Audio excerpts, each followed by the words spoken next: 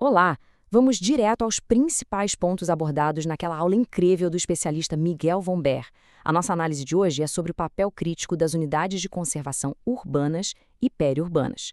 A ideia aqui é entender como a natureza e as cidades não só colidem o tempo todo, mas como elas podem e realmente devem coexistir. Bom, para começar a entender esse cenário, a gente precisa olhar para o mundo. Hoje, segundo os dados da ONU, 55% da população global já mora em cidades.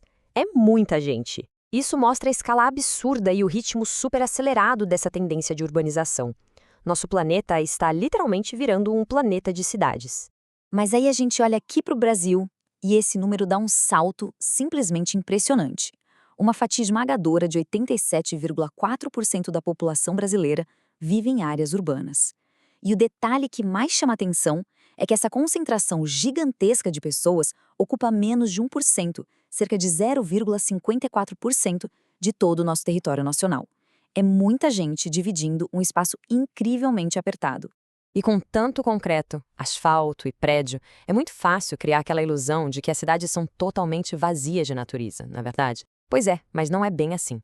Só no município de São Paulo, o inventário da fauna silvestre registra nada menos que 1.475 espécies de animais. Tem aves, mamíferos, répteis, peixes, ou seja, a biodiversidade não só resiste bravamente, como também prospera no meio da nossa selva de pedra.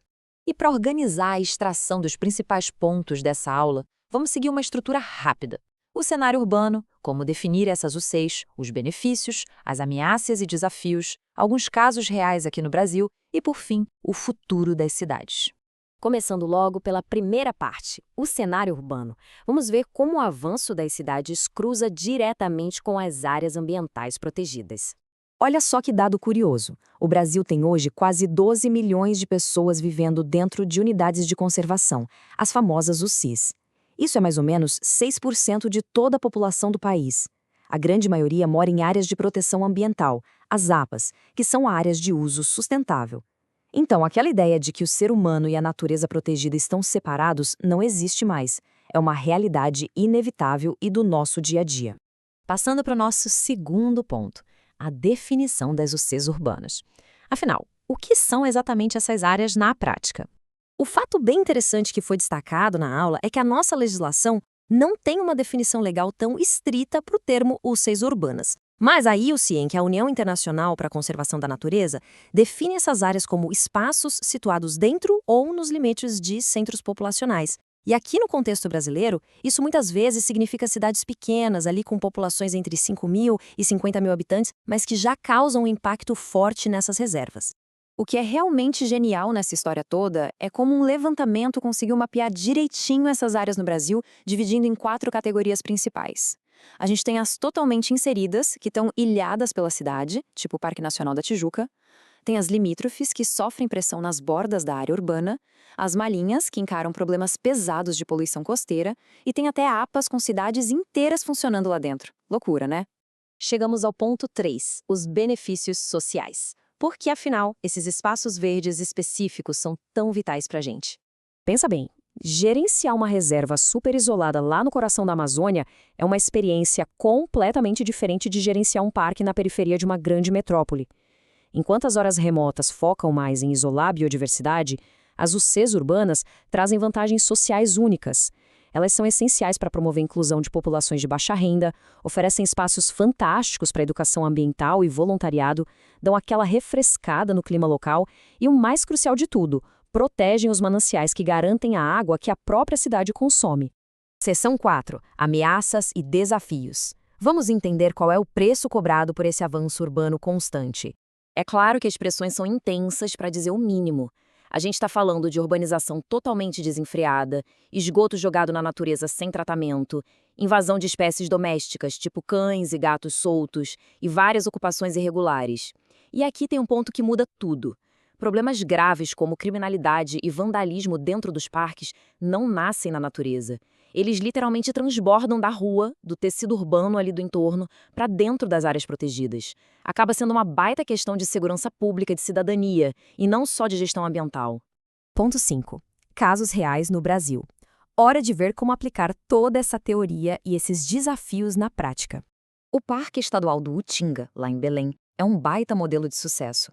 Ele protege os mananciais de água da cidade através de uma parceria privada que integra de verdade as comunidades do entorno. O pessoal vende os produtos lá dentro, mas tem que seguir regras ambientais super rigorosas. Por exemplo, de jeito nenhum entra plástico descartável. A galera teve que se adaptar a materiais sustentáveis usando até canudos de bambu. Um super case que mostra que a convivência dá certo.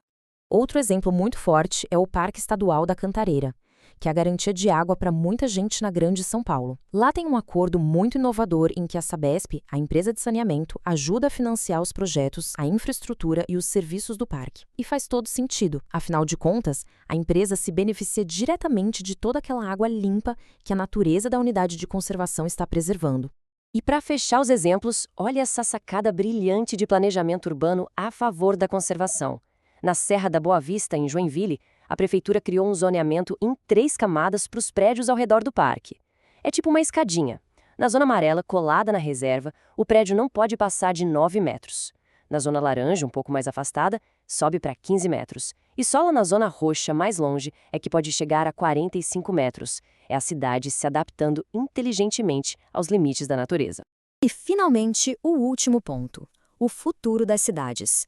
Como a gente pode planejar a longo prazo e criar ambientes que sejam verdadeiramente sustentáveis?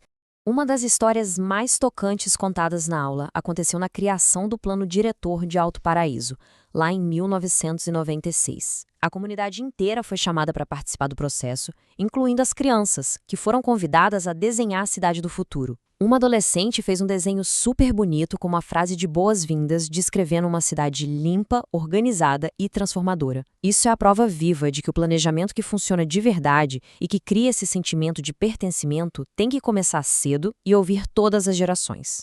O que nos deixa com uma pergunta final super instigante que surgiu da própria reflexão do palestrante. No fim das contas, as cidades são as grandes vilãs da natureza ou elas têm todo o potencial para se tornarem as nossas maiores lideranças em desenvolvimento sustentável? O jeito que a gente vai escolher para integrar e cuidar das nossas áreas protegidas urbanas vai ser, com certeza absoluta, a grande resposta para essa pergunta.